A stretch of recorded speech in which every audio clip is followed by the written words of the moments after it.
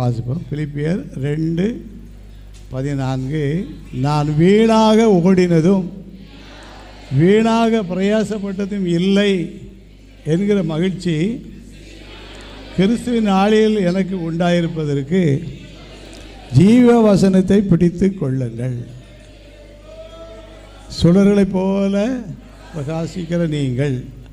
அதுக்கு பிறகு அடுத்த வசனத்தை வாசித்தோம்னா, கோணலும் மாறுபாடான சந்தி நடுவில் அவங்க கோணலும் மாறுபாடான வழியில் போக, நம்ம கரெக்ட் வழியில் போயிட்டு இருப்போம். அல்லேலூயா.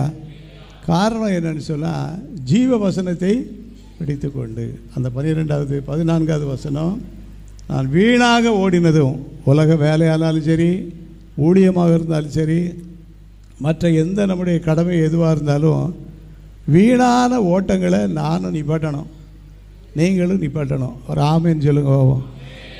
எதுக்கு ஆமேன்னு சொன்னோன்னு சொன்னால், வேஸ்ட்டாக போட்டு நம்ம அலைஞ்சு என்ன பிரயோஜனம் இருக்குது இல்லையா? வேஸ்ட்டாக போட்டு நம்ம பிரயாசப்பட்டு ஒரு பிரயோஜனமும் இல்லை.